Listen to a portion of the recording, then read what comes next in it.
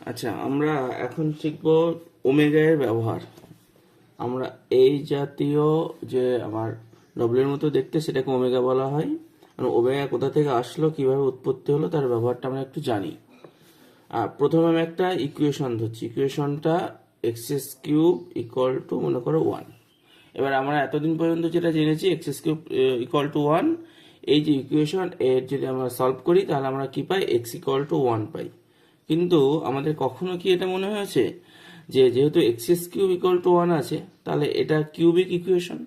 তাহলে যে কোনো কিউবিক ইকুয়েশন যদি সলভ করা হয় তাহলে সেখান থেকে আমরা এক্স এর কিন্তু 3টে ভ্যালু পাই।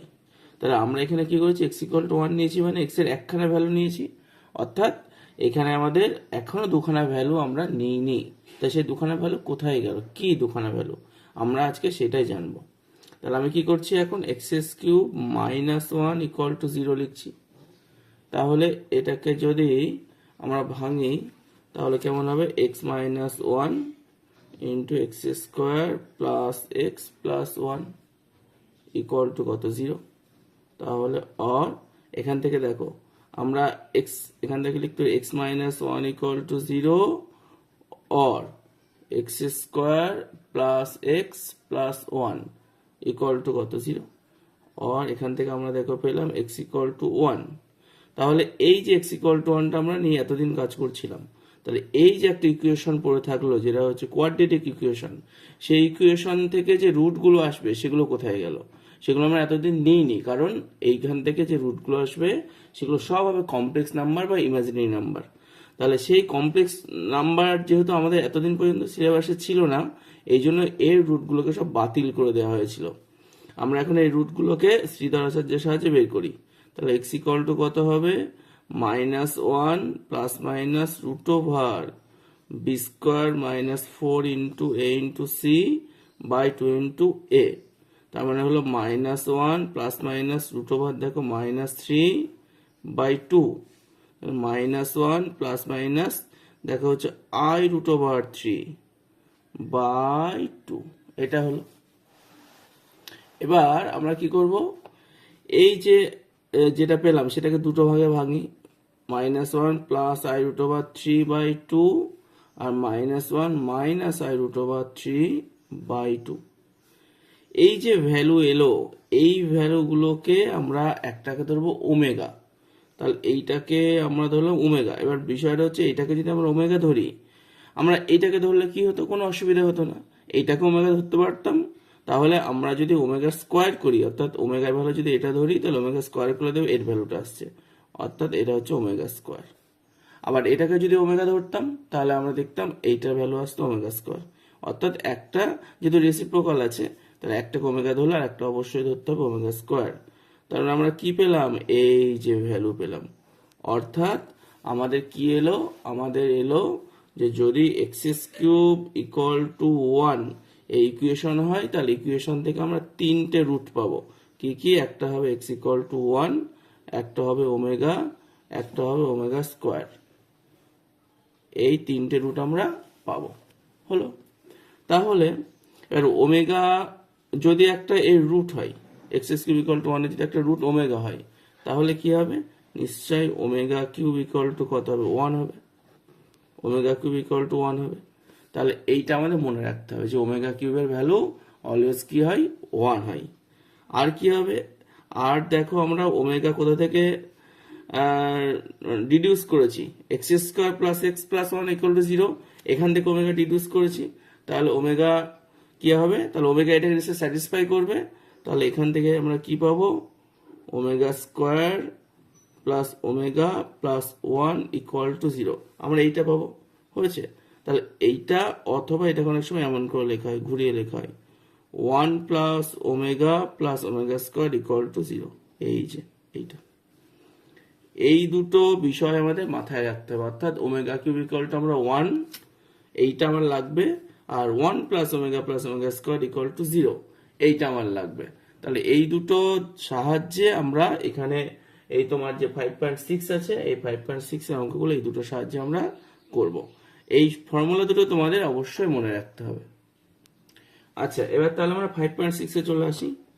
এক্সারসাইজ 5.6 এটা চলে আসি। আচ্ছা, এখানে আমরা 2-এর 1-একটা করছি, 2-এর 1-একটা করি। দেখো কি বলছি, if alpha comma beta are complex cube roots of unity then prove that এইটা। তার মানে আলফা কমা বিটা, আচ্ছা এখানে যেটা বলা আমার হয়নি সেটা হচ্ছে এখানে যে ওমেগা গুলো নিলাম না, এইগুলো হচ্ছে এটা অবশ্যই কিউব রুট অফ ইউনিটি। কারণ আমরা যদি এরকম ধরি এক্স কিউব ইকুয়াল টু যদি 1 ধরি, তাহলে এক্স ইকুয়াল টু কত হবে 1^1/3। তাহলে এইটা তো এটাকে কিউব রুট অফ বলা হয় 1/3 থাকলে, আর 1 আছে মানে তাহলে কি এটা ইউনিটি, তাহলে কিউব রুট অফ ইউনিটি। এখান থেকে ভ্যালু কি কি পেয়েছি 1, ওমেগা স্কোয়ার পেয়েছি। এই জন্য ওমেগাকে বলা হবে, এটা হচ্ছে real cube root of unity, আর ওমেগাটা হবে complex cube root of unity, কারণ এটা হচ্ছে একটা কমপ্লেক্স নাম্বার। তাহলে এখানে কি বলা আছে, alpha beta are complex cube root of unity,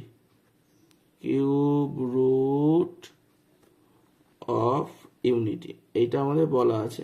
তার মানে নিশ্চয়ই কি হবে একটা হবে ওমেগা একটা ওমেগা স্কোয়ার। তাহলে let alpha equal to omega আর বিটা ইকুয়াল টু হচ্ছে ওমেগা স্কোয়ার, এটা আমরা ধরে নিলাম।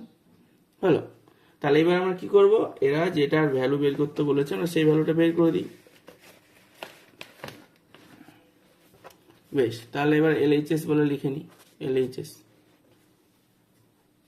তাহলে এলএইচএস কি আছে দেখো, 1 plus alpha, 1 plus beta, 1 plus alpha square, 1 plus beta square. তাহলে ভ্যালুটা বসিয়ে দাও, এটা কত হচ্ছে 1 plus omega, 1 plus omega square, এটা হবে 1 প্লাস ওমেগা স্কোয়ার, আর এটা দেখো অবশ্যই হবে 1 plus omega two the power 4।